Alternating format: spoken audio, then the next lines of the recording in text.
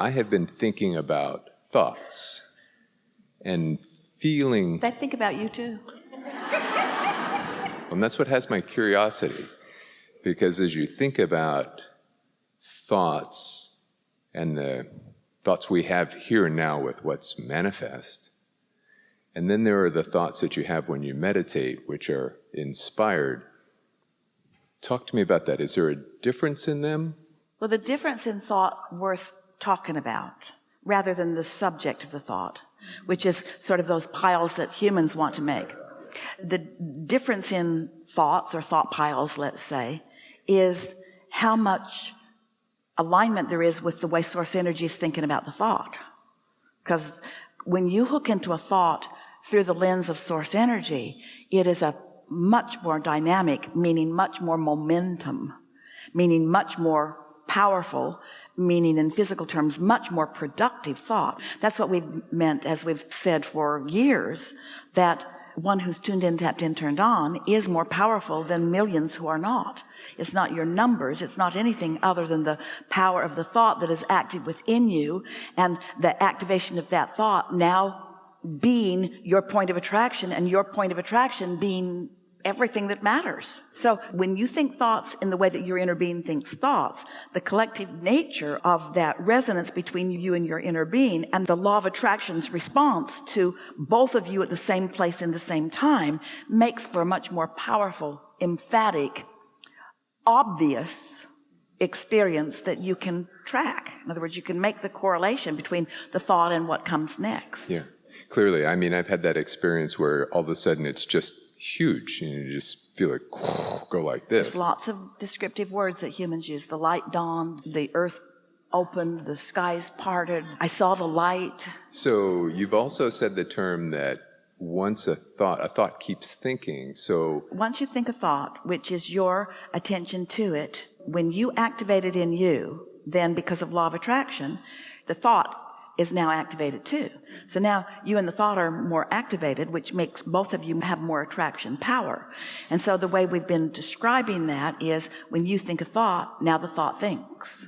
But the more accurate description would be, when a thought vibrates within you, you influence the vibration of that thought within itself.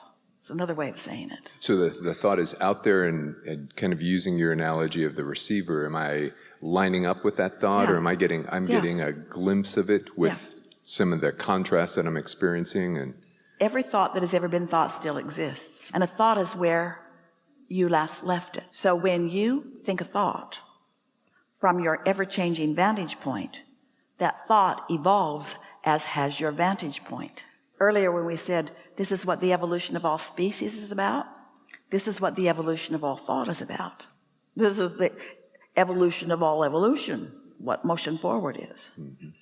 So it's the apparatus of our mind. When you think about meditation, and kind of as I think about... Well, your mind, your brain, is a focusing mechanism.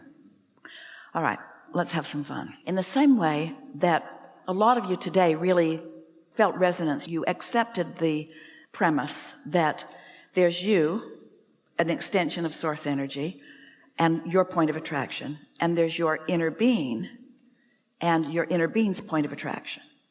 And now we've just acknowledged that when you are focused upon something in the way your inner being is, which means you feel great and you have great clarity, that now your attraction power is really enhanced by multiples that we can't even accurately describe. Depends on the power of the desire, and if the desire is relatively strong and there's no resistance, then there's a huge influence in that.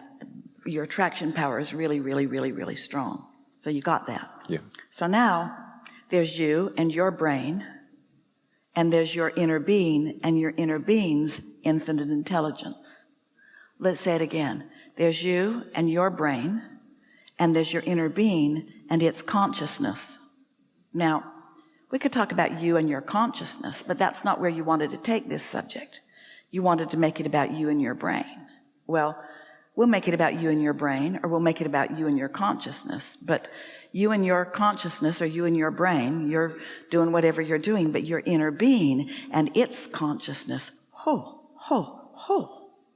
So when you bring your consciousness to the place that is the consciousness of your inner being, what you know and what you can see and the insights that you have and your capacity to taste the sweet nectar of alignment is indescribable. So that might have been sort of where you were going. It is where I was going, because the consciousness, my consciousness piece is exactly right. And when I think about the meditative process, it's almost for me of like a conditioning of the brain or a training of the brain to allow that consciousness to really Perfect flow. words. It is a training of the brain to allow this blending and greater consciousness. Yeah. And so some might say, oh, meditation is really hard for me because I can't quiet my mind. And then we always say, when you say that, well, you've trained your brain to be responsive to life, and so we get how it's sort of hard to slow that down. And you then sometimes say, well, it's a sacrifice that I'm really not willing to make. And we say, we get it, that you might feel like you're sacrificing some human consciousness. But when you realize that by quieting the resistance of human consciousness and allowing the fullness of infinite intelligence in a moment, it's a very small sacrifice.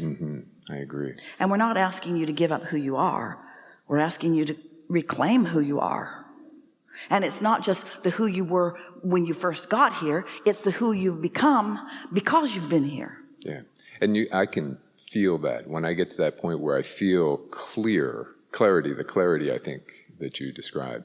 When I feel that, I can feel my consciousness and I just feel, more complete. Well, one of the reasons that it's a feeling sensation is that when you are resistance-free and you are allowing your consciousness, which you want to call your brain, some do, to join with the infinite consciousness or the consciousness of infinite intelligence, you've opened the intelligence of all of the cells of your body to that intelligence. And when there's nothing in the way of that communication, you feel enlivened and you are experiencing what true thriving is. And by true thriving, we would like to identify that as perfect communication between infinite intelligence and the consciousness of cells. Talk about positive expectation. Talk about renewal.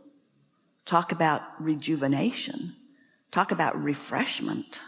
That's why meditation has the potential of being so refreshing, because it is a time of truly refreshing you right to the very finite details of your physical apparatus.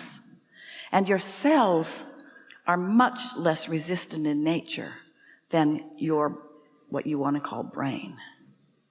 Your cells, when you have a negative belief about your body, the individual cells aren't having any of it. They don't all get together and say, well, here's the company line here. Here's what's come down from headquarters. We're not thriving under these conditions. Your cells don't have that kind of communication. Your cells are, first and foremost, they are so easily influenced by source energy. And if you're not in the way, then they are so easily influenced by source energy. Can we take this a little bit further? Yes. And talk about this. Can you hear? Is it good? So when you think about, my consciousness and getting blended with my infinite consciousness there, and then using that to inspire people, just like the previous conversation, inspiring the math class. And so holding that throughout the day is the best way to do that? And well, holding it throughout the day gives you this advantage. You just practice it more. But it will be available to you at any moment that you ask for it. That's what our friend meant. She didn't want to set any strong standards. That's what we meant when we said, we're always there to meet you, and any time that you get there, and the more often you are there, then the more you will expect to be there. Esther has had the experience of standing before you for so long, so many years, that she could meet someone in the hallway and receive very bad news.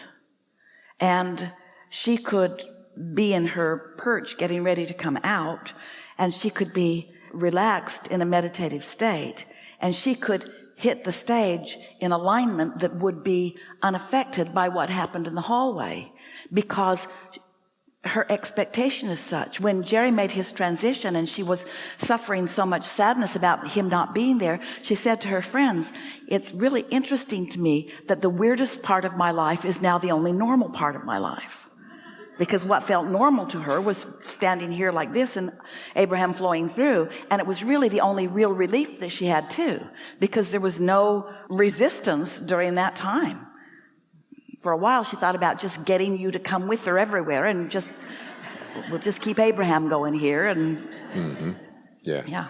So just taking pauses throughout the day to allow that to flow. And expect that it's there for you anytime you want it, and be wise about it. Don't get so far away from it that you can't get back to it. But once you get there easily, it's always easy to get back. Then you know what happens under those conditions? We like that discussion. Now you are living a more step 5 life. Step 1 is ask. Contrast helps you do that. Step 2 is not your work, source answers. Step 3 is your work. You get into alignment so that you're in the receptive mode. Step 4 is you're really good at that. That's what you're talking about. You're really good at that. You practice it enough that it's easy for you to get there. And the mastery of step 3 is what step 4 is. And then step 5 is now you're no longer afraid of contrast, because you're not putting that impossible responsibility on yourself. You're not saying, I'm going to get there and I'm always going to stay right there. Instead, you're saying, I get there often. I know what it feels when I am there. I know what it feels when I'm not there. I prefer to be there. I can get there easily. And so now you're ready to consciously embrace the world with all of its ebbs and flows and flaws and wonderments. And you don't feel guarded about it, because you know that you've got this infinite intelligence that's always right there, and that you can hook into it anytime you want. Sometimes once you first begin this work, you'll say to us, Abraham, I've been meditating and I've been applying the stuff and I'm getting pretty good at it, but those people at work are so negative. And I'm worried about their influence on me. And we always say, we like it when you bump up against resistance after having tasted the sweetness of no resistance, because now you can make some choices. And now and only then are you willing to make different choices. Instead of choosing which pile you believe, you're choosing alignment or not. And once that starts being the decision that you're making and you're choosing alignment more and more and more, now the piles are all your friends. Now, none of those piles freak you out. You're not guarded or afraid of any of them, because you know none of them can assert themselves into your experience. And you know there's a lot of good stuff in every one of those piles too. So true. Yeah. So true. Yeah. Yeah. That's great. Perfect. It is really good. Thank you. Really good.